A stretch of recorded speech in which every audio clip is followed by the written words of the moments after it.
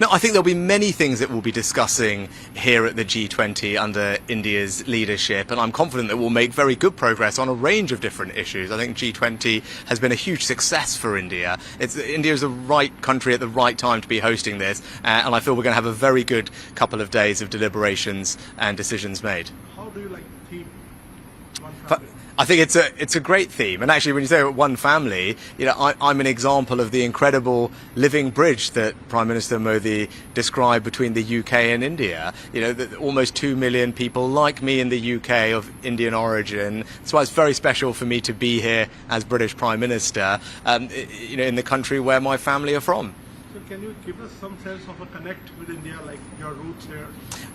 Well, obviously, my wife is from here, from Bangalore. We got married in Bangalore. We used to spend lots of time together before we had children in Delhi, and we're trying to figure out if we can go to one of our old favourite restaurants this evening. But look, it's personally incredibly special for me to be back in India. It's a country I love dearly, a country where my family are from. But to come here in this role, to represent the UK, to find ways to forge closer links with India and play a part in making sure that India has an incredibly successful G20. And I'm very proud to see India doing so well on the world stage. Sir, coming to the bilateral part of it, a free trade agreement is underway, under discussion between the two countries. How soon can we expect to complete? Well, both Modi ji and I are keen to see a comprehensive and ambitious trade deal concluded between our two countries. Both of us think that there is a good deal to be done. But trade deals always take time. They need to work for both countries. And although we've made enormous progress, there is still hard work to go. And that's what we need to keep going through. The G20 is not the forum for those discussions. Of course, I will touch on that with Prime Minister Modi. But the teams are working very hard. But as I said, there's hard work to go, but we will keep working through it. But I think there is an enormous opportunity for both India and the UK to strengthen our economic cooperation, which will bring real benefits to our citizens in both countries. Can you tell us something about your equation with Prime Minister Modi? You have met him a couple of times now.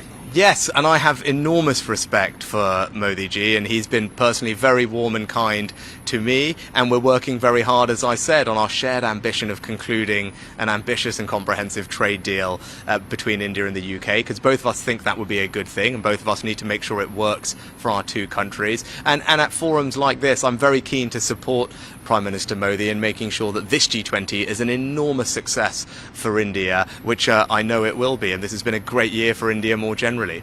Sir, another question. A lot of Indian community lives in your country there, and we have seen some ugly scenes of Khalistani protests, separatist protests. How do you secure Indian interests there? Because this is a big, huge issue between the two countries. Yeah,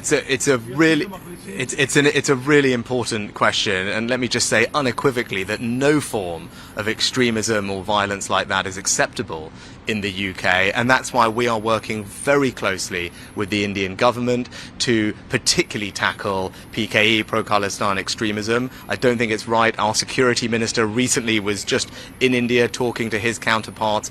We have working groups together to share intelligence and information so that we can root out this kind of violent extremism. It's not right, and I won't tolerate it in the UK.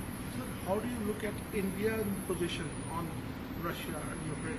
Well, it's not for me to tell India what positions to take on international issues, but I know India rightly cares about the international rule of law, the UN Charter, and respect for territorial integrity. I think those are things that are universal values that we all share. Those are things that I believe, and India, I know, believes in those things too. Sir, you have defined India-UK relations as a defining of our times. And what is the roadmap of 2030? Can you give us some broad sense of the bilateral relationship? Yeah. Well, I think the bilateral relationship is in good health, and Prime Minister Modi and I are keen to deepen and broaden our relationship. The FTA is an obvious way for us to do that, which is why it remains our priority. And as I said, hard work to go, but I hope we can conclude a successful FTA. I think we can strengthen our security relationship as well. That's something that I've spoken to the Prime Minister about. And then something I'm particularly excited about is increasing the collaboration between our incredible researchers, our scientific community, our universities. The UK and India are two of the leading science technology superpowers of the world, and I think if we work more closely together, we can create jobs, create new businesses, and help solve some of the world's most pressing problems. My last question to you. You talked about your roots in India. People also much talk about your roots. You are connected to Hinduism. You wear this, rolling in your hands. Tell us something about it.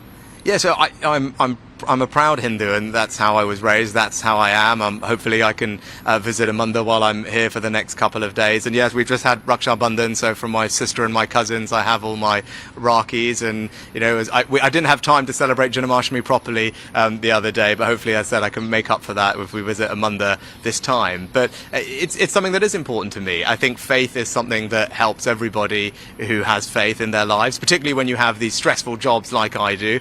Having faith to give you resilience, to give you strength is important, and it provides an outlook on life which I find particularly valuable. Thank you, Prime Minister, for answering all our questions. It's a Thank you so much. great pleasure. Thank you. तो Britain के PM Rishi Sunak को आपने सुना, जो खुशी जता रहे हैं, एक प्राउड हिंदू हैं ये बता रहे हैं, साथ ही साथ ये भी कह रहे हैं कि इंडिया को ऐसे बढ़ता देख, भारत को ऐसे बढ़ता देख, G20 के सफल आयोजन को देखकर काफी खुशी हो रही है।